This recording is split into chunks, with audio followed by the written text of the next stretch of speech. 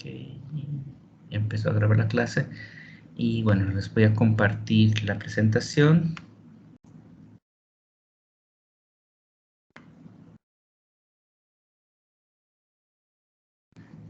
Sí, la última clase habíamos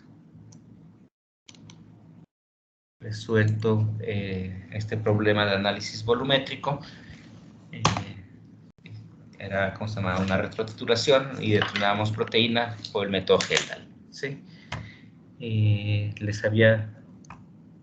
Sí, les dejé unas tareas también, ¿no? De análisis volumétrico. Déjenme, no estoy seguro, déjenme, me va a salir tantito.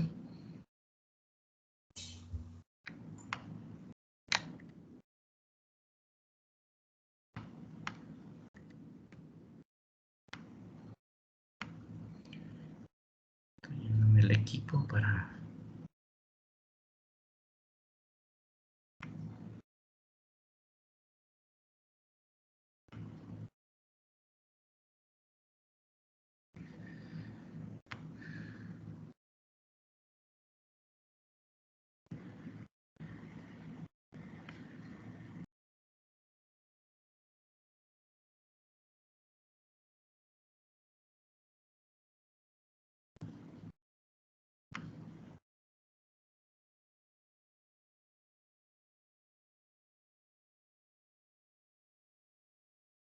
Sí, ok, sí está. Quería comprobar que sí les había dejado tarea de análisis volumétrico. Entonces, bueno, déjenme ver.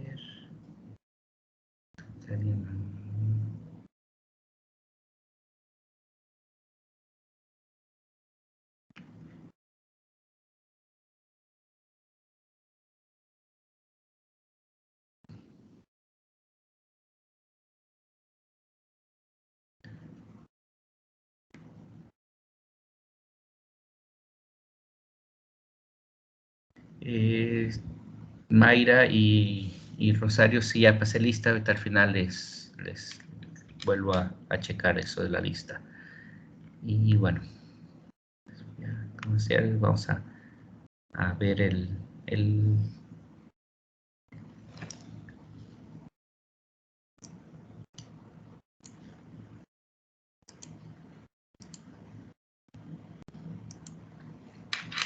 Sí, entonces ahorita lo que vamos a empezar a ver es lo que es el análisis gravimétrico. El análisis gravimétrico es similar al análisis volumétrico, en el cual medimos una propiedad física para determinar la cantidad de un analítico, ¿sí? Para cuantificar un analítico, ¿sí? En el análisis volumétrico, si recordamos, medíamos el volumen de un titulante a una concentración conocida para, a partir de allí, determinar la concentración o el contenido de mi analito de interés. En el análisis gravimétrico, lo que vamos a hacer es, vamos a medir la masa de un producto para, a partir de esta masa de un producto, cuantificar los analitos de interés. ¿Sí? Y realmente existen 4 tipos de análisis gravimétricos. ¿Sí? Vamos a irlos viendo, ¿sí? La electrodeposición consiste en que en un cátodo se depositan los metales, sería la imagen que tenemos aquí a la derecha, ¿sí? Tengo un sistema con un ánodo y un cátodo, ¿sí? Meto el ánodo y el cátodo en una disolución acuosa, bueno, en la disolución donde tengo mi metal de interés, ¿sí? En este caso, por ejemplo, es el zinc. El zinc está como zinc 2, lo pongo en el sistema electroquímico, ¿sí? Y el zinc captura 2 electrones para depositarse como zinc metálico en la superficie de mi cátodo, ¿sí? Entonces yo tengo el peso de este cátodo. Si nos acordamos, el cátodo es el que va a atraer a los elementos con carga positiva, el ánodo es el que atraería a los elementos con carga negativa, ¿sí? Y en el cátodo se deposita el zinc, y entonces yo tengo el peso inicial de mi electrodo, y después lo meto en la disolución, lo dejo que se lleve a cabo la reacción electroquímica, se deposita el zinc, lo saco y lo peso, ¿sí? Por ejemplo, si inicialmente pesaba 10 gramos y al final del experimento pesa 10.1 gramos, significa que 0.1 gramos fueron los que se depositaron en la superficie de este cátodo, ¿sí? Posteriormente yo saco ese cátodo, y lo puedo tallar con ¿cómo se llama? Con algún material y recuperar ese zinc, ¿sí? Esto hace algunos años, unos compañeros de ustedes de química hicieron una práctica. El padre de uno de estos muchachos trabajaba en una empresa de fotografía. Era cuando las fotografías, a diferencia de ahorita que son, las tenemos en los celulares, era con cámara y teníamos que revelar el rollo, y el rollo se imprimían las fotos. Entonces ahí se usaba mucho nitrato de plata para revelar, ¿sí? Entonces lo que estos muchachos hicieron es quisieron recuperar, lo hicieron con una práctica en una semana de química, ¿sí? En un congreso de química que teníamos ahí en la universidad, y recuperaban la plata con una forma de eliminar contaminación y recuperar plata, ¿sí? Entonces fue simplemente a nivel experimental en el laboratorio, y vieron que sí podían recuperar la plata de esta disolución, ¿sí? Entonces, si bien es cierto que se usa mucho para métodos cuantitativos, ¿sí? Para cuantificar, para métodos analíticos, no es muy utilizado todavía para recuperación de metales, ¿sí? Pero digamos que sería una técnica interesante para recuperar metales de disoluciones, ¿sí?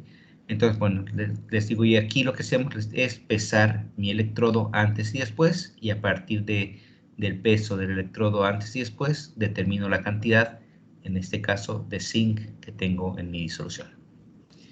El segundo método es el método termogravimétrico, ¿sí? Este método es bastante utilizado, sobre todo, por ejemplo, se usa para determinar humedad en una muestra, ¿sí?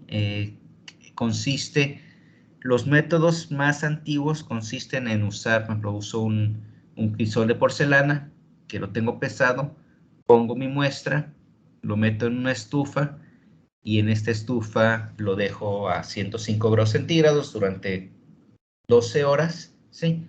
Allí el agua se va a estar evaporando, ¿sí? Y una vez que se evaporó el agua, peso mi crisol, ¿sí? Entonces, por ejemplo, mi crisol pesaba 10 gramos. Mi crisol con la muestra pesaba 12 gramos, es decir, tenía 2 gramos de muestra, ¿sí? Lo meto en la estufa durante las 12 horas, lo saco y me pesa 10.5 gramos, ¿sí? Es decir, como mi crisol pesaba 10 gramos y ahorita pesa 10.5 gramos, me quedan 0.5 gramos de muestra, ¿sí? Como inicialmente yo tenía 2 gramos de muestra, significa que 1.5 gramos eran agua, ¿sí? Entonces, bueno, agua o compuestos volátiles.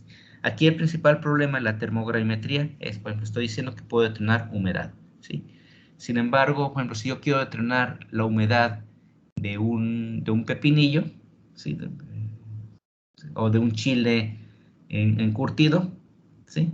Los chiles encurtidos están con vinagre, entonces no o sea, aparte de tener agua, este chile va a tener vinagre, que el vinagre es ácido acético, el ácido acético es volátil, con lo cual muchas veces yo puedo estar sobreestimando la cantidad de humedad que tiene mi muestra, porque se están eliminando otros compuestos volátiles, ¿sí?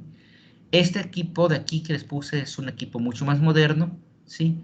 Aquí es una termobalanza, ¿sí? Es una balanza, aquí esto es una balanza, con lo cual yo pongo ahí mi muestra, ¿sí? Y la cierro, y en lugar de calentamiento usa infrarrojo, ¿sí? La luz infrarrojo calienta mucho, o sea, es calor, ¿sí? Y me va a estar evaporando el agua, y al mismo tiempo voy teniendo un monitoreo del peso, ¿sí? La ventaja de este tipo de equipos es que yo puedo tener una gráfica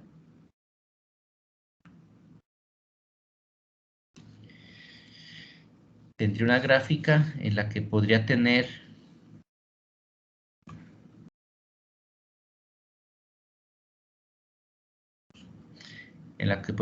tiempo y este peso, y podría ir viendo cómo va perdiendo peso mi muestra, y en el momento que deje de perder peso, en este punto aquí, digo que alcancé mi equilibrio, ¿sí? Entonces en ese punto es donde yo diría que mi muestra ya está seca, ¿sí? Entonces, les digo, estos equipos me permiten tener gráficas, con lo cual muchas veces me interesa hacer cinéticas de secado, ¿sí? Ir viendo qué tanto tarda en secarse una muestra a diferentes condiciones, y digamos que es un parámetro bastante importante que yo manejo. Vamos, ahorita voy a saltar prestación radiométrica, me voy a ir a volatilización. Volatilización es muy similar.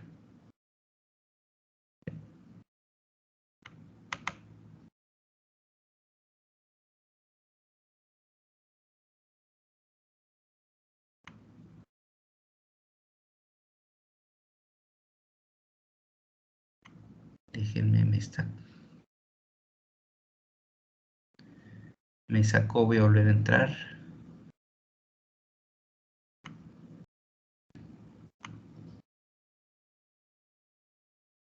Okay, sí. La volatilización es muy similar al análisis de error gravimétrico. Allí lo que hago yo es, bueno, es parecido, sí. Lo que hago es, por ejemplo, yo tengo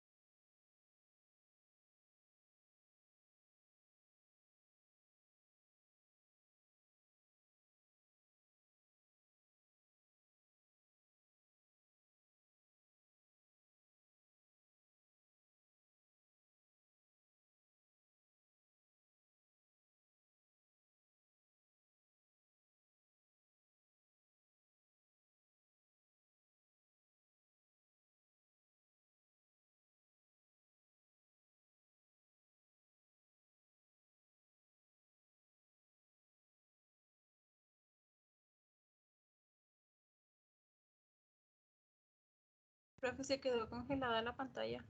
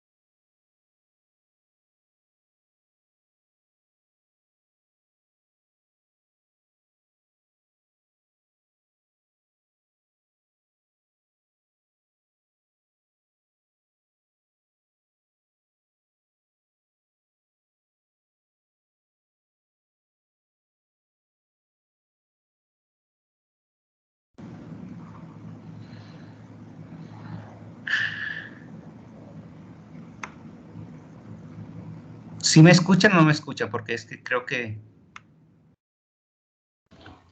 Sí, profe, ya se escucha. ¿Sí, me han estado escuchando toda la clase o no? ¿O ahorita o estaba en silencio? Sí, se Estaba en escuchó. silencio, profe. ¿Estaba en silencio? Ok, o sea que no escuchaban todo lo que les había estado presentando hace ratito, ¿verdad? No, tampoco estaba compartiendo pantalla. Ok, sí. Ahí porque no sé qué pasó con mi... Escuchamos hasta volatilización nada más. Ok, sí. De hecho, es que les había estado haciendo preguntas, no me contestaban ya. Hasta les había dejado 2 tareas porque no me contestaban. Entonces vamos a ver, Si no me escuchen, o sea, con que me está fallando algo en no sé si en internet o en el, ¿cómo se llama? La computadora, entonces me estaba sacando.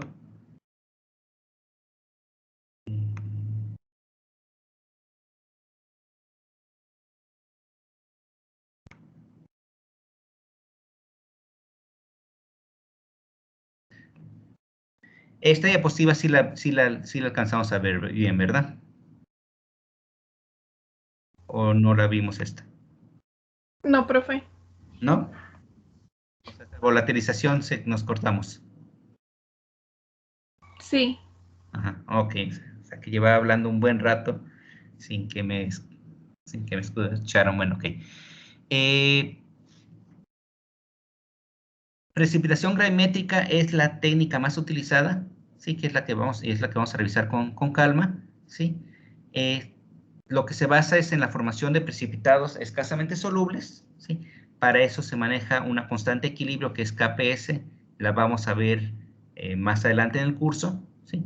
Entonces, lo que yo hago es, por ejemplo, tengo mi compuesto de interés, en este caso sería el bario, es mi analito de interés, lo quiero precipitar lo quiero precipitar, entonces le agrego sulfato, que sería mi agente precipitante, y me formaría sulfato de bario, ¿sí?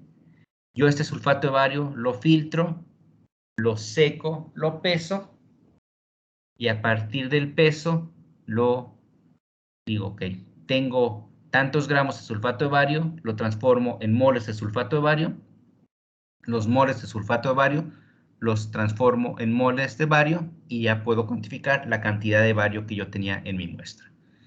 Les había hecho hace ratito una pregunta que no me habían contestado porque ¿cómo se llama? Pues no estaba conectado yo.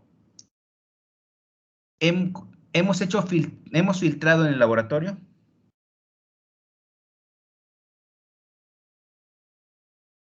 ¿Y qué tipos de Yo en filtros otros labs conoces? sí, pero en este no.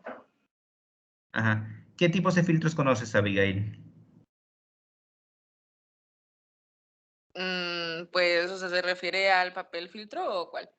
Y al equipo en sí. O sea, si nos acordamos, tenemos 3 o 4 tipos de filtros. Y el más común es el filtro de vidrio en forma cónica, ¿sí? Aparte de eso, ¿qué otros filtros conoceríamos? No tenemos.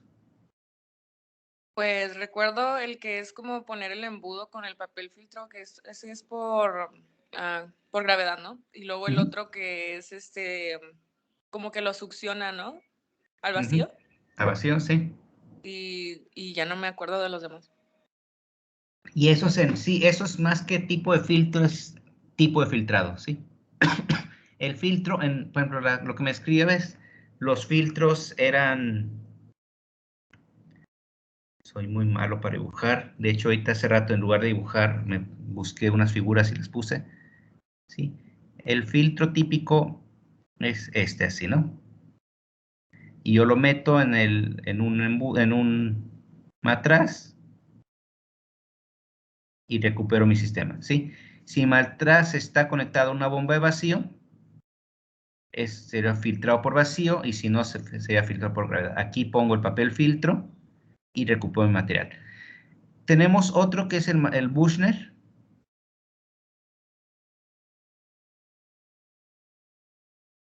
Si los han usado estos que son de porcelana, también se puede poner por filtrado a vacío o filtrado por gravedad, ¿sí? Allí el papel filtro, en lugar de doblarlo y ponerlo en forma cónica, se pone en forma extendida, ¿sí? Y tenemos un tercer tipo de filtro, que es filtro membrana,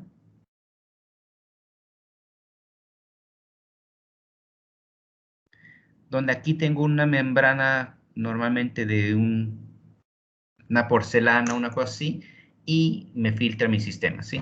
Entonces, digamos que yo lo que tengo que hacer es filtrar mi muestra. Normalmente uso un papel filtro, ya sea en un matraz, un filtro Buchner o un filtro de vidrio. Pondría mi papel, filtro la muestra, este filtro lo saco, lo meto a la estufa, lo seco y lo peso, ¿sí? Entonces sería el procedimiento de filtrado, ¿sí? Cuando yo obtengo un precipitado, si el sulfato de bario, me interesa uno que sea fácil de filtrar. Vamos a ver un poquito más adelante que hay veces que mi filtrado es muy complicado de filtrar y se resuspende y demás, ¿no? Entonces, me interesa que mis productos sean fáciles de filtrar para poderlo recuperar fácilmente, ¿sí? Otra característica bien importante es que tenga una baja solubilidad, ¿sí? Es decir, que mi compuesto sea poco soluble para que todo el sulfato de bario precipite. Si yo veo que el sulfato de bario es parcialmente soluble, parte del sulfato de bario estaría disuelto y parte del sulfato de bario estaría precipitado, con lo cual no sería una reacción cuantitativa, ¿sí? Entonces, así como recuerdan, en el análisis volumétrico decíamos que mi titulante tenía que reaccionar de manera instantánea e irreversible con mi analito, ¿sí? Aquí mi agente precipitante tiene que formar un precipitado de baja solubilidad para que sea un proceso cuantitativo, ¿sí? Las segundas dos características, composición definida y estable, están muy ligados, ¿sí? Que sea estable significa que su composición es definida, ¿sí? Esto lo vamos a ver muchas veces, se forman hidróxidos, ¿sí? Por ejemplo, hidróxido de fierro, ¿sí? El hidróxido de fierro es inestable, puede disolverse o puede parcialmente en agua. Entonces lo que yo hago es ese hidróxido de fierro que es inestable, lo pongo a alta temperatura en presencia de oxígeno y lo que hago es lo oxido a un óxido de fierro, que ese óxido de fierro ya es estable, ¿sí? Entonces muchas veces mi precipitado que es inestable, lo tengo que darle un tratamiento, normalmente es un tratamiento térmico extremo para transformarlo de hidróxido a óxido, ¿sí? Y me interesa que la relación masa de precipitado, masa de analito sea elevado, ¿sí? De manera que yo lo que pese sea cantidades grandes para que mis errores sean menores, ¿sí? ¿Se acuerdan que decíamos que una balanza tiene un cierto error definido? ¿Sí? Entonces, entre más sea lo que peso, menor es mi error, ¿sí? Entonces, les digo, me interesa siempre formar precipitados de alto peso molecular. Y, ¿cómo se llama? Las etapas que seguimos cuando yo preparo un precipitado, hago un análisis gravimétrico, lo primero que tengo que hacer es preparación de mis disoluciones, ¿sí? Aquí ¿se acuerdan? En la primera diapositiva que vimos en el curso hablábamos de la química descriptiva, ¿sí? Aquí es donde aplico la química descriptiva. Tengo que conocer qué compuestos o qué elementos tengo en mi muestra y cómo pueden interferir entre sí. Por ejemplo, si yo tengo una muestra que tiene aluminio y magnesio, están mezclados, ¿sí? Y los quiero precipitar, digamos, tenía reacciones específicas o selectivas, donde un precipitante específico es que solamente reacciona con un solo elemento, mientras que un precipitante selectivo reacciona con varios elementos, ¿no? Entonces, por ejemplo, si yo estoy viendo que es un agente selectivo que reacciona con aluminio y magnesio y quiero cuantificar solamente magnesio, lo que tengo que hacer es precipitar el aluminio, ¿sí? Entonces, yo ya tengo diferentes reactivos químicos que me permiten hacerlo. Por ejemplo, yo sé que si pongo la 8-hidroxiquinoleína, ¿sí? Va a formar un complejo con el aluminio.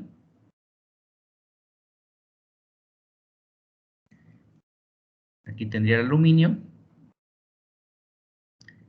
Va a formar un complejo interaccionando tanto con el OH como con el nitrógeno, el 8-hidroxiquinoleína.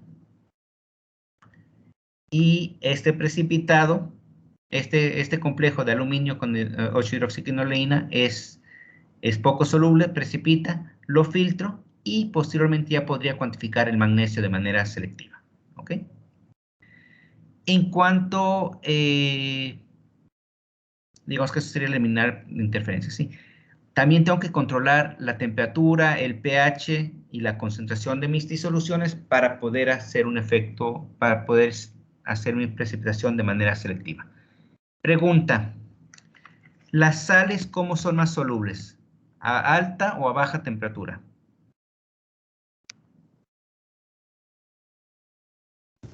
Pues a altas temperaturas, ¿no?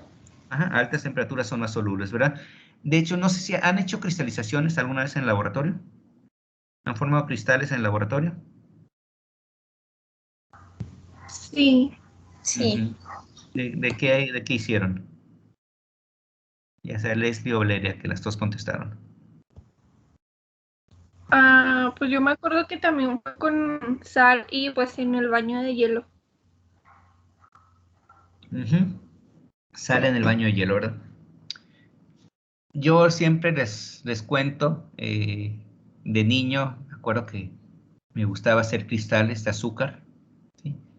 Y hacía pulseritas, agarraba, y lo vamos a ver ahorita un poquito más adelante. Bueno, aquí está el tema de nucleación, ¿sí? Cuando hacemos un precipitado, la nucleación es un punto importante. Entonces, ya que normalmente se los cuento esto cuando llegamos a la nucleación, se los voy a contar de una vez porque estamos hablando de temperatura, ¿sí? Tomaba un hilo, calentaba agua, le ponía muchísima azúcar hasta que se me disolviera bien y ponía esta agua caliente, la separaba en 2 o 3 vasitos. A cada uno de estos 2 o 3 vasitos le ponía gotas de colorantes vegetales para cocina, ¿sí? Entonces iba metiendo mi hilo, lo metía por ejemplo, en el agua con azúcar y color rojo, ¿sí? Entonces allí mi hilo me iba a formar un agente nucleante. Este agente nucleante lo que hace es una partícula que está suspendida, hace que las demás partículas se adhieran en torno a él y forma precipitados más grandes. Y entonces mi hilo era mi agente nucleante, entonces en este hilo se empezaban a pegar los granos de azúcar, ¿sí? Y entonces me quedaba, lo dejaba ahí un rato en el agua con color rojo y me formaba cristales rojos. Después lo sacaba y tenía agua caliente con azúcar, con azúcar y colorante azul. Metía otro pedazo del hilo y me formaba otros cristales de color azul y a lo mejor amarillos. Y entonces hacía pulseritas de cristales azul, rojo, amarillo, verde, ¿sí? Formando mi precipitado. ¿Y qué pasaba? Como mi azúcar es muy soluble a altas temperaturas y al irse enfriando el agua formaba cristales, mi hilo era mi agente nucleante, con lo cual se empezaba a formar mi cristal alrededor de este hilo y lo conseguía así. Entonces, les digo, me ponía a jugar haciendo estas pulseras y después me las comía, ¿sí? Entonces, digamos que ahí la temperatura es bien importante controlarla, ¿sí? Ahorita, no sé si han oído hablar de la cristalografía. La cristalografía es una área de la química que lo que se basa es en formar cristales. Yo estudio estos cristales para definir la forma, la estructura de diferentes moléculas. Por ejemplo, la cristalografía se usa mucho para definir estructuras de proteínas o para definir estructuras de complejos. Entonces, ahorita ha avanzado mucho, ya es no muy fácil, pero es bastante más sencillo. Yo en el doctorado estoy hablando de los 97, 98, o sea, hace ya 23, 24 años. Tenía una compañera que hacía cristales y ella se tardaba como un mes en hacer un cristal, ¿sí? Tomaba, por ejemplo, tenía su disolución y tenía que ir controlando que la temperatura fuera bajando muy lentamente para que el cristal crezca más rápido, ¿sí? Si yo tengo cambios de temperatura muy rápido, se forman muchos cristales muy pequeñitos, mientras que si la variación de temperatura es muy lenta, se van a formar cristales muy, muy grandes, ¿sí? Entonces, esta compañera mía ponía su reacción, lo metía dentro de un termo, y lo metía dentro de otro termo, o sea, entonces estaba totalmente aislado, con lo cual la temperatura iba bajando a lo mejor medio grado centígrado o menos por día, ¿sí? Al cabo de 3 semanas lo abría y veía si se le habían formado cristales o no. Ahorita eso ya, la ventaja es que ya ha avanzado mucho. Actualmente ya los cristalógrafos usan unas placas en las cuales pueden poner 20 o 30 condiciones diferentes para hacer cristales en un solo experimento, y es muchísimo más rápido, ¿sí? Entonces, digamos que hacer cristales y análisis gravimétrico sería muy similar. Me interesa formar un precipitado y voy a controlar bastante la temperatura y el pH, ¿sí? Y bueno, entonces, como les decía, para formar mi precipitado me interesa el tamaño de la partícula y la pureza de la partícula. Me interesa que el tamaño de la partícula sea lo más grande posible y al hablar de la pureza, que no tenga contaminantes pegados, ¿sí? Para controlar el tamaño de la partícula y la pureza de la partícula, voy a hablar de 3 condiciones, ¿sí?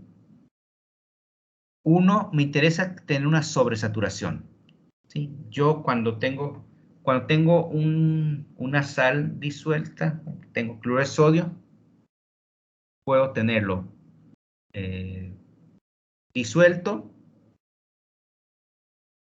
en su máxima solubilidad o sobresaturado, ¿sí? Cuando la cantidad de sal o de azúcar es mayor que la cantidad que se puede disolver, estoy diciendo que mi sistema está sobresaturado, ¿sí? O sea, sería disuelto, saturado, que es la concentración máxima, y sobresaturado, ¿sí? Cuando mi sistema está sobresaturado, tiende a formarse un equilibrio heterogéneo y tiende a precipitar, ¿sí? Para precipitar mis compuestos, les decía, se tiende a formar nucleaciones. Muchas veces lo que hago es pongo un poquitito de agente precipitante, ¿sí? Por ejemplo, mejor pongo un poquitito de sulfato de bario que yo tengo ya, lo esparzo, y este sulfato de bario estas pequeñas cristalitos de sulfato de bario van a actuar como agentes nucleantes, y alrededor de él va a empezar a crecer el cristal, ¿sí? Entonces me interesa que mi cristal vaya creciendo alrededor de este punto de nucleación, y me interesa tener un cristal estable. De los errores más comunes que cometemos es decir, ok, si yo sé que voy a poner que mi bario se va a precipitar con sulfato de bario, pues pongo 1 kilo de sulfato, ¿sí? O sea, pongo muchísimo sulfato para favorecer mucho la precipitación. Ojo, si yo pongo 1 kilo de sulfato, o sea, si pongo muchísima cantidad de agente precipitante, la consecuencia es que los cristales que se van a formar van a ser pequeños, ¿sí? Entonces tengo que alcanzar un equilibrio en que sí, estar por encima de la saturación, pero no excesivamente, ¿sí? Entonces la verdad es que poner a punto una técnica gravimétrica lleva tiempo. Ya la ventaja es que cuando ya está establecida, dices, ok, pones 50 mililitros de disolución y a este le agregas tantos mililitros de una solución a tal concentración y te forma el precipitado, lo dejas reposar durante 2 horas, lo filtras, lo secas. O sea, ya una vez que está diseñado el método, es muy sencillo, ¿sí? Pero estandarizar el método es complicado, ¿sí?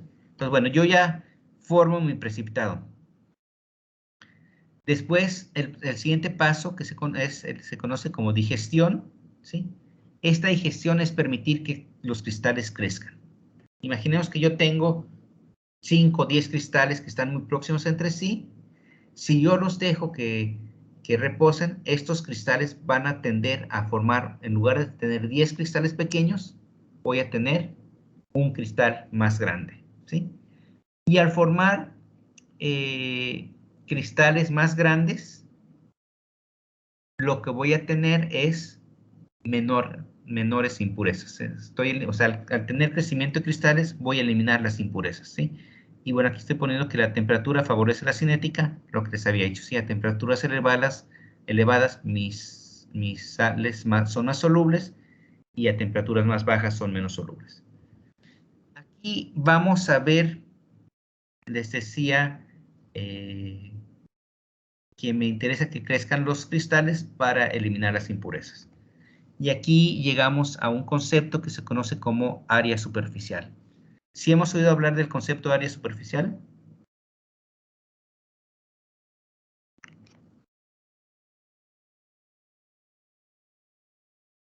No, profe. ¿No? Ok, bueno, vamos a revisarlo. Por ejemplo, cuando usamos carbón activado, ¿han usado carbón activado alguna vez? ¿O sabemos para qué se usa el carbón activado? Pues en las mascarillas del acné.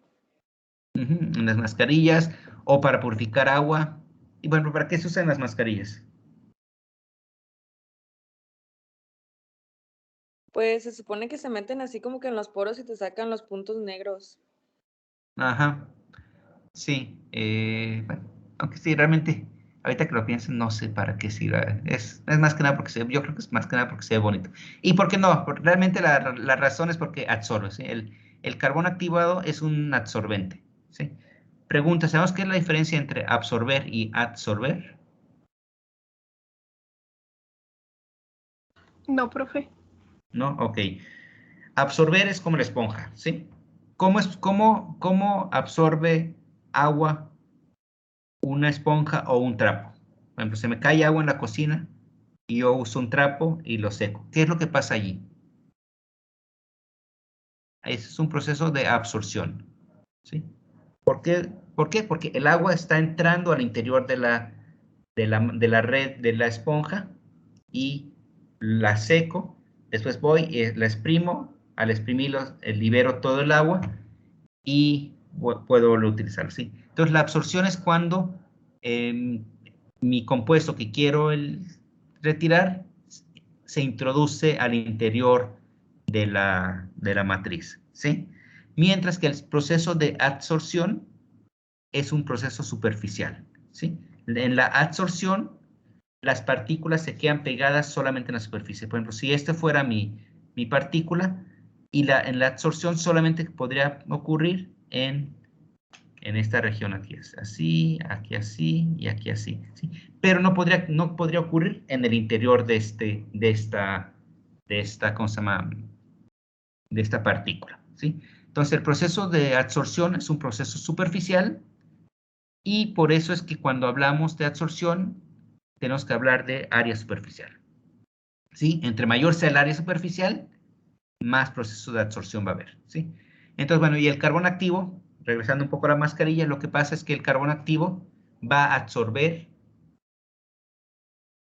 materia orgánica, ¿sí? Entonces, entre eso que absorbe, pues estaría absorbiendo la grasa que vamos a tener en la nariz o demás. Por ejemplo, el carbón activo se usa también mucho para los filtros de agua, ¿sí? Casi todos los filtros de agua primero tienen una capa de carbón activo que elimina materia orgánica que pueda tener mi agua, ¿sí? Entonces, por ejemplo, yo aquí yo compro el agua de Waterhouse sin hacer propaganda, ¿sí? Porque prefiero ir a llenar el garrafón yo.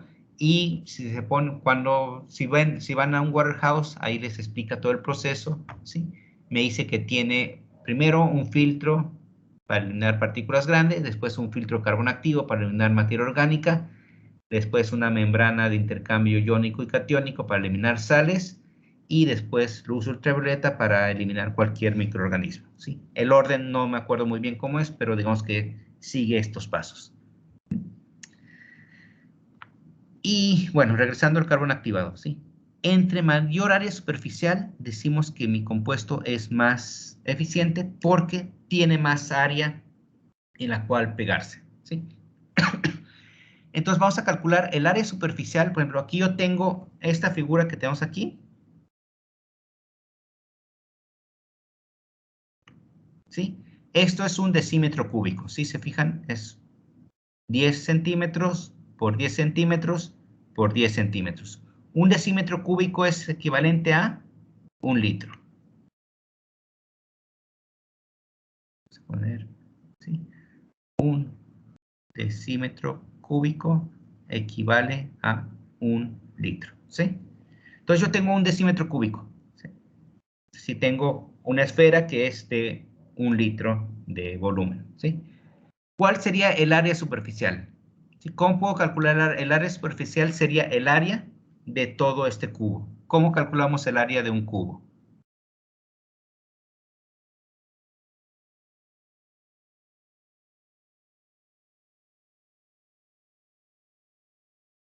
¿Cuántas caras tiene un cubo?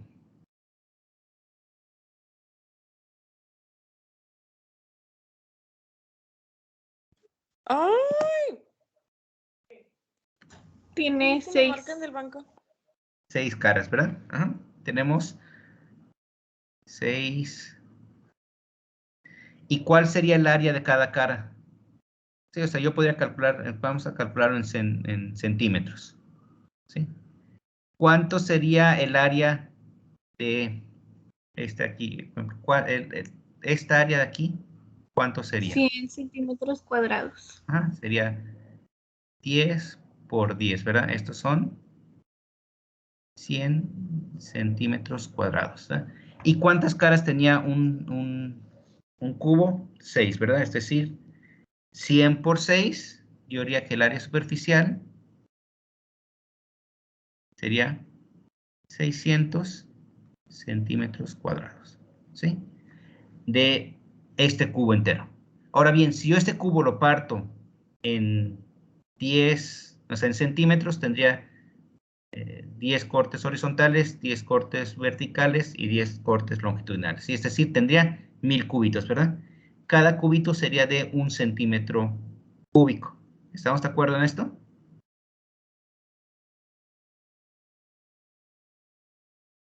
Donde Sí. 1 centímetro cúbico equivale a 1 mililitro, ¿sí? ¿Cuál sería el área superficial de 1 centímetro cúbico?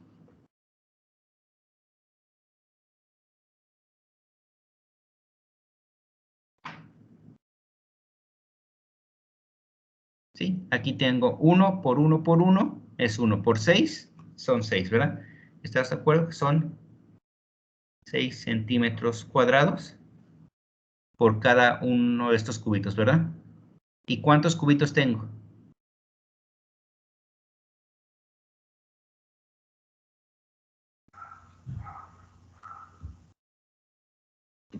Mm, 100. 1000. Ah, No, 1000, ¿no? Porque tendría 10 por 10 son 100, por 10 son 1000, ¿sí? Tengo 1000 cubitos. De hecho, por eso 1000 centímetros cúbicos es igual a 1 decímetro cúbico, o lo que es lo mismo, 1000 mililitros es igual a 1 litro, ¿verdad? Entonces, si esto yo lo multiplico por 1000, tendría 6000 centímetros cuadrados. Entonces, si se fijan cómo yo al cortar mi cubo grande de 1 decímetro cúbico, cortarlo en 1000 cubitos de 1 centímetro cúbico, mi área superficial aumentó 10 veces, ¿verdad? Si yo, en lugar de haber sido por 1 centímetro cúbico, lo hubiera hecho por 1 milímetro, tendría cubitos de 1 milímetro, mi área superficial sería algo así como 60,000 o 600,000, ¿sí? Entonces, iría aumentando muchísimo el área superficial, ¿sí? Entonces, bueno, por ejemplo, para el carbonato, entonces, área superficial es simplemente calculo el área de toda la superficie y lo suelo reportar como centímetros cúbicos, centímetros cuadrados, digo, ¿sí? Entonces, la próxima vez que vayan al laboratorio y que pidan carbón activado, o pueden entrar, búsquenlo en las hojas de seguridad, van a ver que uno de los parámetros que determinan en el carbón activado es el área superficial, ¿sí? Si se fijan, el carbón activado, cuando lo manejamos, es un polvito muy, muy, muy fino. Es más pequeño que 1 milímetro cúbico cada partícula, ¿sí? Es como talco, ¿sí? No sé si han intentado filtrar carbón alguna vez. Hechos en química, no estoy seguro si ustedes van a hacer la práctica en fisicoquímica. Posiblemente sí, porque es en fisicoquímica 2.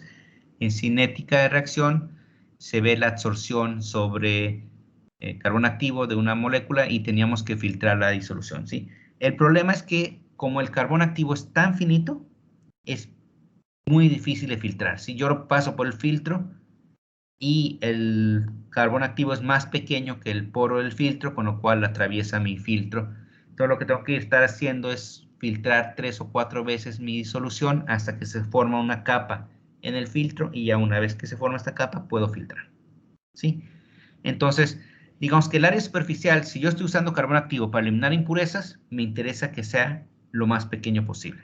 Sin embargo, si yo estoy trabajando con un cristal y quiero que mi cristal sea puro, me interesa que sea lo más grande posible, ¿sí? O sea, imaginemos, yo si quiero tener cristales puros, los hago lo más grande posible para tener el área superficial más pequeña.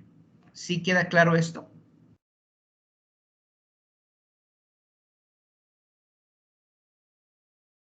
¿Sí o no? Sí, profe. ¿Sí? Ok, perfecto. Sí, entonces, regresándonos, eso, me interesa que mi cristal crezca para tener cristales más grandes, elimino las impurezas que se pueden pegar en la superficie, ¿sí? Ok, ya se formó el cristal, ahora lo voy a filtrar, ¿sí? Al filtrar lo voy a lavar, ¿sí? Lo lavo para eliminar impurezas, ¿sí?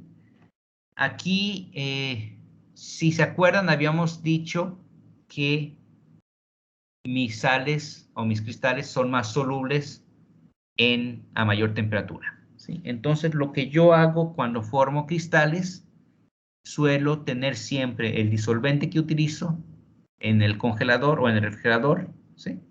De manera que lo filtro y después saco esa agua que está a 4 grados centígrados y la uso para lavar mis cristales, ¿sí? ¿Por qué la uso para lavar mis cristales? Porque como está fría, mis cristales van a ser menos solubles, con lo cual sí puedo eliminar las impurezas que estén en la superficie, pero ¿cómo se llama?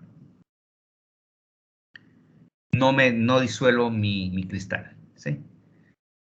Muchas veces también lo que suelo hacer es uso disolventes que yo sé que mis compuestos no son solubles, ¿sí? Por ejemplo, muchas veces yo cuando formaba cristales, después los lavaba bueno, mis compuestos eran solubles en agua, eran parcialmente solubles en agua, pero insolubles en etanol o en acetona. Entonces yo siempre los lavaba más que con agua o con agua fría, los lavaba con acetona o con etanol frío, ¿sí?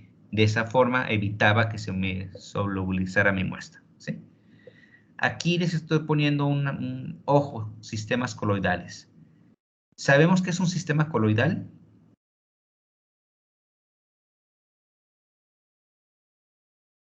Yo me acuerdo que eran como como tipo en suspensión, o sea, como que no eran ni disoluciones, pero tampoco no estaban separados en dos fases, como que, ajá. Sí. Sí, un coloide, de todos modos, esta sí era una tarea que les voy a dejar, se los voy a subir, ¿sí? Que me investiguen un coloide. Un coloide, en pocas palabras, es un cristal de tamaño muy pequeño, ¿sí? Si nos acordamos, cuando tenemos partículas de la misma carga, las partículas de la misma carga se repelen y partículas de cargas distintas se atraen, ¿verdad? Entonces lo que pasa con los coloides es que el tamaño es tan pequeño que allí el proceso de repulsión entre cargas iguales es mayor que el proceso de atracción entre cargas pequeñas, ¿sí? Y les digo, cuando estoy haciendo análisis gravimétrico, lo peor que me puede pasar es que se forme un sistema coloidal, ¿sí? Esto es, pues, verlo es muy bonito, que te pase no es bonito, ¿sí? Entonces ahí muchas veces estás filtrando, ¿sí? Entonces se forma mi precipitado, lo filtro en el filtro, ya queda en el filtro, pero después lo tengo que lavar, ¿sí? Entonces, En mi filtro quedó a lo mejor medio gramo de precipitado. Le pongo un poquito de agua. Mi filtrado se resuspende, se redisuelve, cae del filtro y al caer abajo vuelve a formar el precipitado. Lo vuelvo a filtrar, lo vuelvo a lavar, se vuelve a redisolver y me vuelve a caer. Entonces, le digo, esos son porque se forma un sistema coloidal. Entonces, ahorita sí, como tarea para mañana, quiero que me expliquen qué es un sistema coloidal, cómo se forma y más que nada eso, qué es un sistema coloidal y cómo se forma. Ahorita se las subo, ¿sí? Entonces, bueno, les digo, es bien importante el filtrado y el lavado. Después sigue el secado y o calcinado, ¿sí? El secado es más que nada para eliminar el disolvente. Y les decía que a veces hay especies que son poco solubles, pero que son poco estables. Entonces ahí las calcino para transformarlas en especies más solubles, ¿sí? Sobre todo si yo formo un hidróxido, después lo precipito, lo calcino para quedarme con un óxido, ¿sí? Y por último, ya es hacer el cálculos, pesar y hacer mis cálculos gravimétricos, en el cual normalmente tengo que usar mi factor estequiométrico y mis relaciones de peso molecular de mi analito y peso molecular de mi muestra. Eso lo vamos a, ahorita cuando... Uy, me volví a salir.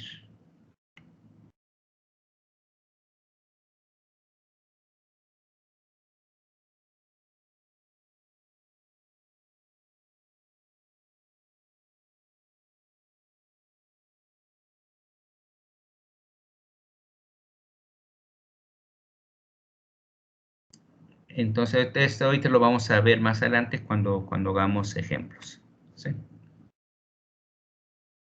Y también, ¿se acuerdan? Hace ratito les había dicho que de los errores que cometemos es poner un exceso de agente precipitante, ¿sí? Entonces, bueno, si yo le agrego un exceso, me va a formar mejor precipitados. Eso habíamos dicho que no es bueno porque, por una parte, me va a formar cristales más pequeños y por otra parte, puede que la solubilidad aumente porque se forman complejos solubles. El ejemplo típico es la precipitación de plata en forma de cloruro de plata, ¿sí? Yo tengo plata disuelta, le voy agregando cloruro, voy viendo que va disminuyendo mi solubilidad, ¿sí? Hasta una cierta concentración de cloruro. Sin embargo, a partir de una cierta concentración de cloruro, mi cloruro de plata ya no es AgCl, sino que forma un complejo que sería AgCl2-, ¿sí? Ahí yo tendría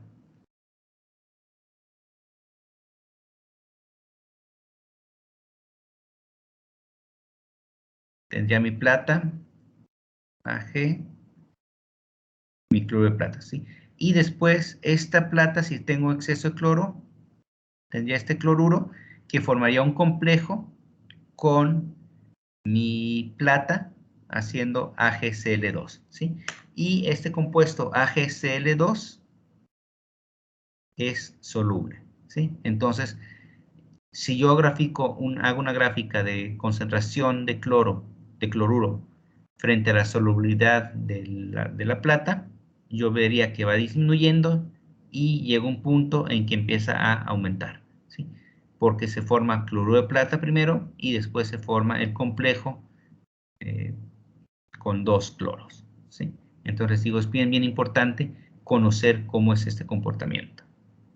Nuevamente también más adelante en el curso vamos a ver equilibrios múltiples y veríamos equilibrio de solubilidad y equilibrio de complejación, ¿sí? Entonces, cómo me modifica el comportamiento.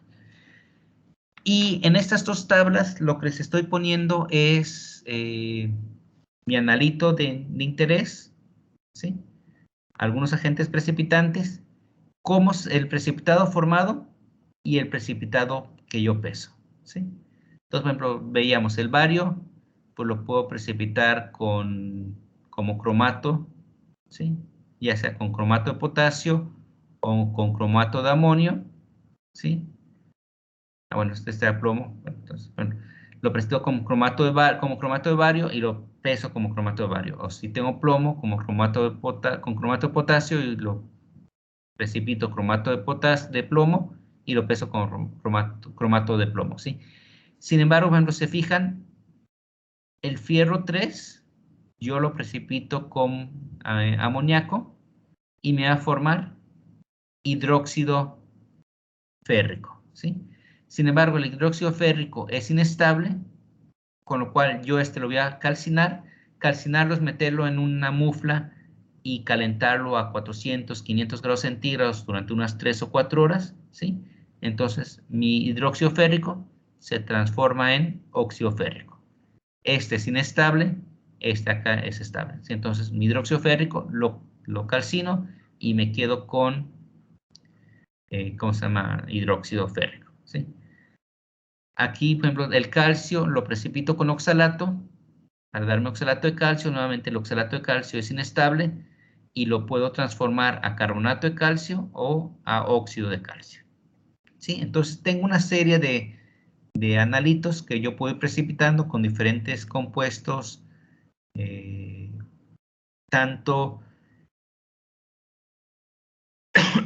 tendríamos tanto cationes como aniones, ¿sí? Por ejemplo, también si yo tengo yoduro, pues con nitrato de plata y formaría yoduro de plata, ¿sí? Y lo peso nuevamente como yoduro de plata, ¿sí? Entonces, que veamos que existen tablas como estas más grandes en las cuales yo pongo mis diferentes analitos, ya sea cationes o aniones, y los voy viendo con qué los puedo ir precipitando y cómo los voy pesando, ¿sí? Entonces, eso, y que como esta tabla, existen tablas mucho más grandes que me va permitiéndose. Y lo interesante es que todos estos productos precipitados son de baja solubilidad. También tenemos algunos elementos orgánicos, ¿sí? Estos normalmente se forman complejos, ¿sí? Por ejemplo, el níquel con dimetilgloxina, ¿sí? Me va a formar un precipitado y yo lo peso, ¿sí? Entonces, fijan, tengo diferentes agentes precipitantes orgánicos que me van a reaccionar principalmente, bueno, tanto con aniones como con cationes ¿cómo se llama? De especies inorgánicas que yo puedo precipitar, ¿sí? Y bueno, ahorita, entonces se fijan, el análisis gravimétrico desde el punto de vista experimental, bueno, desde el punto de vista teórico es muy sencillo, ¿sí? Yo tomo mi solución, le agrego un agente precipitante, me precipita, lo filtro y lo peso, ¿sí? Desde el punto de vista experimental es bastante más complicado porque simplemente cada uno de estos procesos, por ejemplo, si yo lo formo el precipitado, tengo que dejar mejor que reaccione unas 2 o 3 horas a que forme bien mi precipitado. Lo filtro, después lo tengo que meter a la estufa. En la estufa tiene que estar mínimo 4 horas o 10 horas para que esté bien seco, ¿sí? Si lo tengo que meter a la mufla, son otras 4 horas. Entonces, fijan, se van sumando tiempos y voy viendo que mi proceso tarda mucho, ¿sí? Entonces, desde el punto de vista de cálculos, es muy sencillito, es simplemente calcular moles y, bueno, pesar, a partir del peso, calcular los moles y calcular los moles de mi compuesto de interés, ¿sí? Desde el punto de vista práctico, es bastante más complicado que un análisis volumétrico. Entonces, bueno, lo que vamos a hacer ahorita es, vamos a resolver unos 2 ejemplos el día de hoy y mañana resolveríamos otros ejemplos más. Entonces, bueno, voy a apagar la cámara. Sí, me dice determinar la concentración molar de sulfatos de una disolución acuosa si 145 mililitros de una disolución de sulfato se trata con un exceso de cloruro de bario para dar lugar a 0.113 gramos de sulfato de bario, ¿sí? Entonces me piden que calcule la concentración molar y el segundo inciso que me pide que calcule la concentración en ppm de sulfatos en la disolución. Cuando estamos haciendo un análisis gravimétrico, lo primero que tenemos que poner es mi reacción química, ¿sí? Se fijan, yo tengo sulfatos.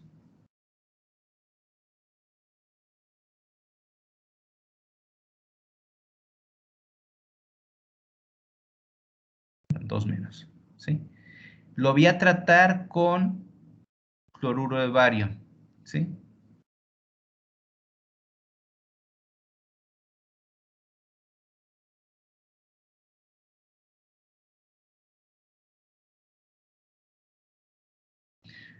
Sí, pero realmente mi reacción es el sulfato con el bario para darme PaSO4, ¿sí? El cloruro aquí actúa, es un contraión, igual el sulfato, a lo mejor lo tendría como Na2, ¿sí? Sulfato de sodio, o sulfato de calcio, o sulfato de lo que sea. Realmente no me interesa el sodio y no me interesa el cloro, ¿sí? Mi reacción va a ser entre el sulfato y el bario para formarme sulfato de bario, que este es un sólido, ¿sí? Aquí pondríamos que esto es acuoso y esto es acuoso, es decir, está disuelto en agua y el sulfato de bario está prestado, ¿sí? Lo que tendría que conocer también es el peso molecular del sulfato de bario. Sí, que si yo busco el peso molecular del sulfato de bario, ahorita se los voy a dar, lo que hay que hacerlo es irlo calculando, ya sea con la tabla periódica, o lo podemos buscar en internet y ver los pesos moleculares. Sí, el peso molecular del sulfato de bario es 233.3896 gramos por mol, ¿sí? Y también necesito el peso molecular del sulfato. ¿Sí? ¿Por qué? Porque el problema me lo está pidiendo como sulfato, que es 96.0296. ¿Sí? Entonces, ahora sí, con esta información que tengo, resuelvan el problema. Ahorita son las 10:22. Si quieren, dejamos 10 minutos y a las 10:32 vemos cómo vamos. Si alguien lo resuelve antes, me comenta y lo vamos discutiendo. Entonces, pero por lo pronto les dejo 10 minutos para que lo vayan resolviendo. Yo también lo voy a resolver, que no lo tengo resuelto ahorita.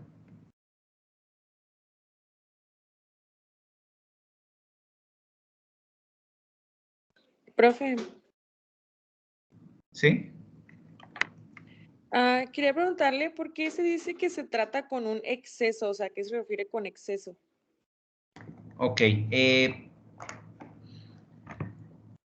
Tú no sabes cuánto sulfato tienes en estos 45 mililitros. Sabes que es una disolución de sulfato. No sabes qué concentración tiene, ¿verdad? Entonces, como no sabes qué concentración tiene, dices, bueno, le voy a poner una cantidad elevada de cloruro de bario, ¿sí? ¿Cuánto? No me dicen, sí. En muchas ocasiones sí te dicen, por ejemplo, considerando que tengo una concentración. Allí realmente, ¿qué es lo que vas haciendo? Vas agregando el cloruro de bario y va a ir formándose precipitado, ¿sí? Entonces le sigues agregando cloruro de bario hasta que ves que ya no se forma precipitado, ¿sí? Entonces, por ejemplo, le agregué 20 mililitros, ya veo que no se forma más precipitado, le agrego todavía otros 5 o 10 mililitros más para tener un exceso de cloruro de bario. ¿Sí, más o menos? ¿Quedó claro o no? Lo que les voy a Ok, hacer, ¿sí? o De todos sea, modos, es como que, ay, perdón, sí, diga. no, comenta. Pues nada más para ver si me quedó claro, o sea, es como que nada más, o sea, se agrega cierto volumen, pero nada más cierto volumen es el que reacciona y el otro se queda ahí. Ajá. Sí, hace cuenta. Bueno, aquí tienes una estequiometría 1 a 1, ¿verdad? Un mol de sulfato va a reaccionar con un mol de bario para formarme un mol de sulfato de bario, ¿sí? Casi siempre cuando haces este tipo de experimentos, conoces más o menos qué concentración estás esperando tener de sulfato en tu disolución, ¿sí? Entonces, por ejemplo, digo, bueno, es una disolución más o menos 1 molar, ¿sí? con lo cual tengo 145 mililitros, pues tendría 145 moles de sulfato, ¿sí? Como era una solución 1 molar, pues en 145 mililitros tengo 145 moles, ¿sí? Entonces dices, ok, a estos 145 milimoles o 145 moles de sulfato, le voy a agregar 0.2 moles de bario, ¿sí? Entonces le estoy agregando un exceso en base a mi reacción estequiométrica. Entonces le pongo este exceso para asegurarme que me precipita todo el sulfato de bario.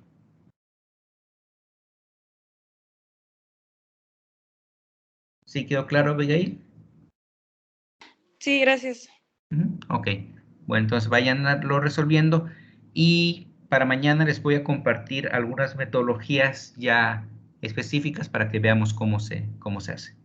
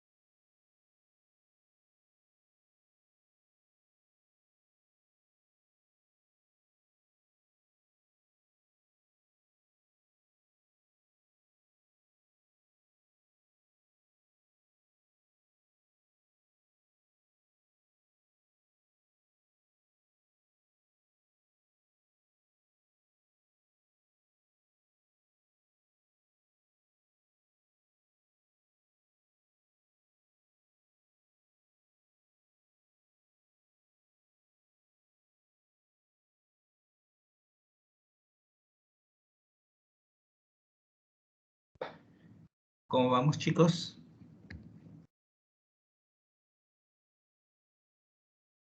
Yo ya acabé, pero no creo que esté bien. ¿Cuánto te dio? Pues de la concentración molar me salieron 3.3391 por 10 a la menos 3. Sí, 13.30. Sí, está bien eso. Y de la concentración en partes por millón son 320.6521. Ajá, está bien, perfecto. Los valores cambian un poquito porque por los redondeos, pero sí, el resultado está bien. Okay. Bueno, los demás, ¿cómo van? ¿Quieren que les deje unos 5 minutos más o lo resolvemos una vez?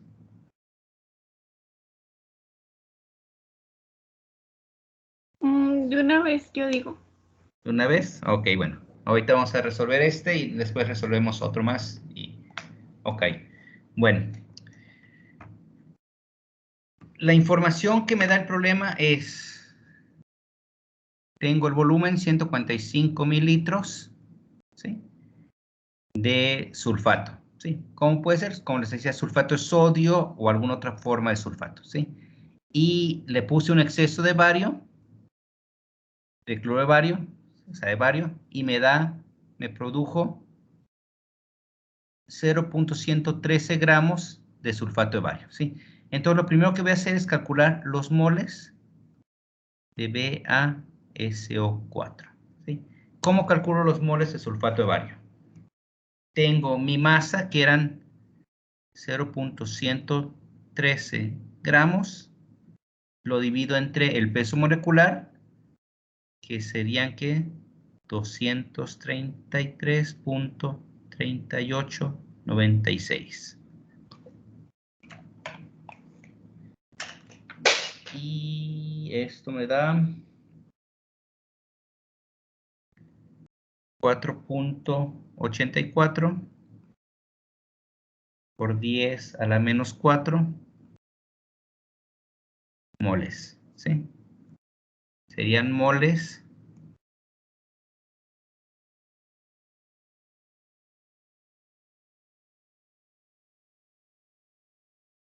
de SO4, ¿de acuerdo? Después me pide que calculemos, bueno, voy a ir a la siguiente página. Me pide que calcule la concentración molar del sulfato, ¿sí? Mi concentración molar del sulfato eran los 4.84 por 10 a la menos 4 moles de SO4, que es lo que calculamos aquí, ¿sí? ¿Y en qué volumen lo tengo? Se fijan, tengo 145 mililitros, ¿verdad?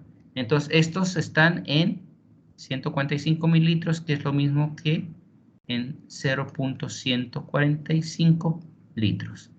Y este valor me da 3.33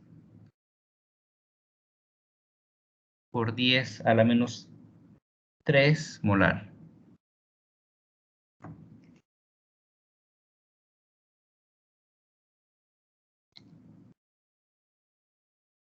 A menos 3 molar, ¿sí? Esta es mi concentración de sulfato, ¿sí? 3.33 por 10 a la menos 3 molar.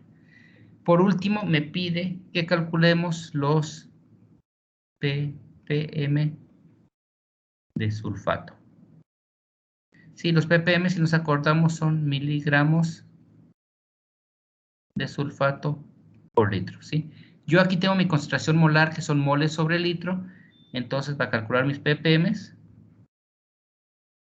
será igual a los 3.33 por 10 a la menos 3 mol por litro. Lo multiplico por, o sea, que un mol son 96. ¿Qué les puse? 0,296.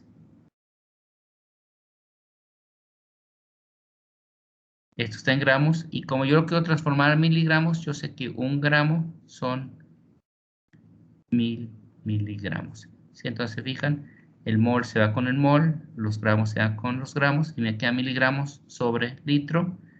Y esto me da 320.54 ppm. ¿Sí? A Abigail le salió ligeramente diferente. Es más que nada los redondeos. ¿Sí? Entonces, se fijan, este es el procedimiento. ¿Sí? Se fijan, lo primero que hago es, yo tengo mi precipitado en gramos, mis gramos de precipitado, los transformo a moles de sulfato de bario, ¿sí? Dividiendo los gramos de precipitado entre el peso molecular y me da moles de sulfato de bario, ¿sí? Estos moles de sulfato de bario, como la estequiometría es un mol de sulfato de bario, me da un mol de sulfato, ¿sí? Los moles de sulfato de bario es equivalente a los moles de sulfato, ¿sí? Para calcular la concentración, el problema me decía que yo tenía un volumen de disolución cuando tenía el sulfato, 145 mililitros, entonces divido los moles de sulfato entre el volumen de esa disolución y obtengo la concentración. Y después, para calcular los ppm, es los moles, los multiplico por el peso molecular, y ya tengo ahora sí gramos sobre litro, lo multiplico por 1000 para tenerlo en miligramos sobre litro, y me da 320.54 ppm. Y vamos a hacer este segundo problema, ¿sí? Me hice una muestra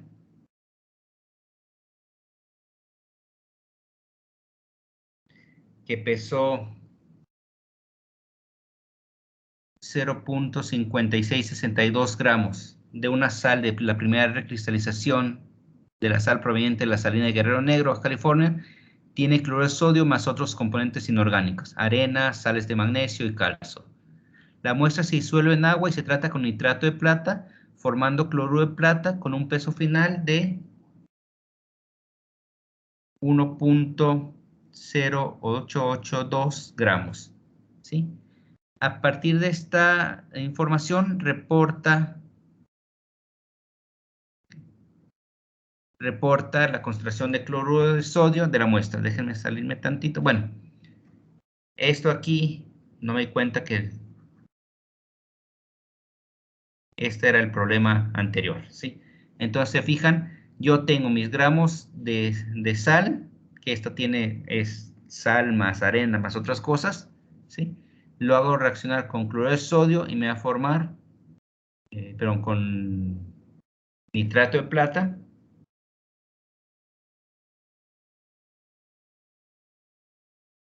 y me forma cloruro de plata, ¿sí? Entonces yo tengo NaCl más AgNO3 me va a dar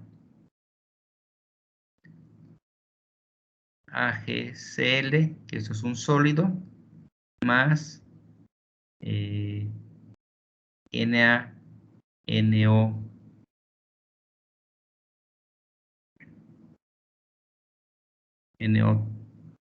¿sí? Realmente mi reacción que me interesa es esta, ¿sí? Entonces mi reacción la puedo poner como cloruro más plata me va a dar AgCl, ¿sí? Y este es mi sólido. Este aquí es el 1.0882, que es el que voy a usar, ¿sí? Necesito conocer el peso molecular del cloruro de sodio y del cloruro de plata, ¿sí? Entonces, los vamos a buscar, los puedo buscar en Google.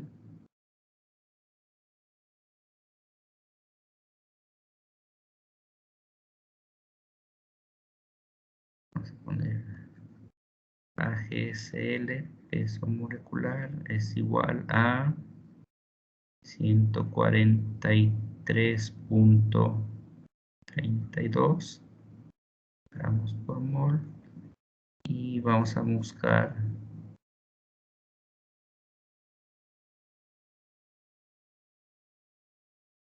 NaCl,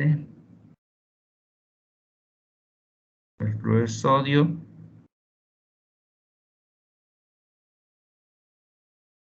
el peso molecular del fluoruro de sodio es 58.44.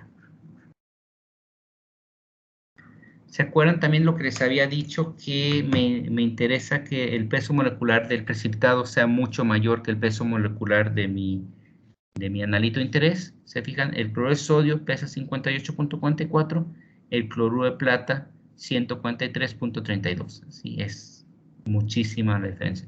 Entonces, en base a estos datos, resuelvan el problema y sí que ahorita son 10:42, les dejo unos 10 minutos y lo resolvemos.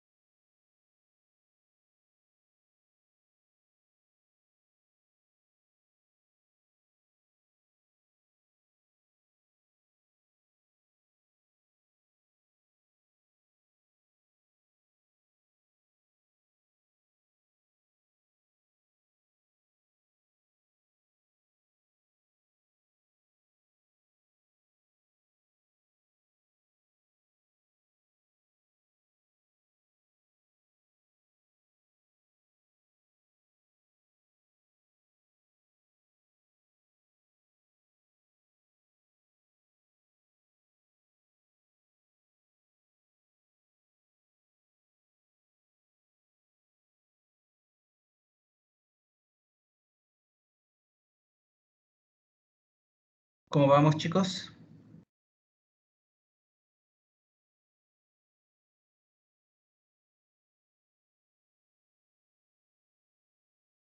Yo ya acabé. Ok. ¿Cuánto te salió? 78.37%.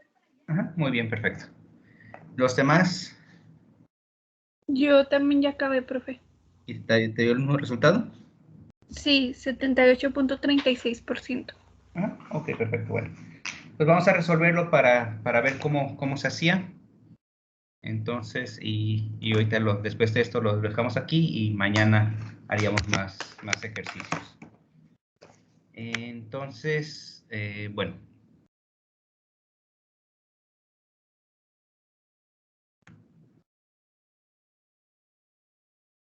Aquí lo tenía otra vez, lo había copiado con el problema, ¿sí?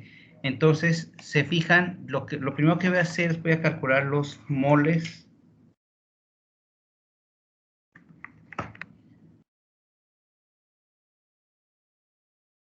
Voy a calcular los moles de AgSL, de mi cloruro de plata. Sí, tenía 1.0882 gramos. Lo divido entre el peso molecular del cloruro de plata, que era 143.32. Y esto me va a dar igual a 7.59 por 10 a la menos 3 moles de AgCl, ¿sí? Si recordamos, mi reacción estequiométrica era un mol de AgCl reaccionada con un mol de nitrato de plata, que un mol de cloruro de sodio con un mol de nitrato de plata me daba un mol de cloruro de plata, ¿sí? Entonces, esto es equivalente a moles de NaCl, ¿sí? Entonces, a continuación voy a calcular los gramos de NaCl. Sería igual a los 7.59 por 10 a la menos 3 moles de NaCl. Lo multiplicaría un mol, son 58.44 gramos, y esto me daría 0.4437 gramos de NaCl, ¿sí? Por último, calculo mi porcentaje, el 0.4437, lo divido entre el peso de la muestra, que era 0.5662, y esto lo multiplico por 100, y esto me da 78.37%, ¿sí? Es decir, el 78.37%, 78.4 gramos de cada 100 gramos de esta sal serían cloruro de sodio, y el otro, ¿cómo se llama? 21.6% o 21.6 gramos serían otras cosas, que pues arena, sales de magnesio, sales de calcio, etcétera, ¿sí? Entonces, esto es un procedimiento que se usa mucho en los laboratorios para determinar eso, las purezas, e ir, por ejemplo, haciendo varias precipitaciones para mejorar el problema. ¿Dudas de cómo se resolvió este problema?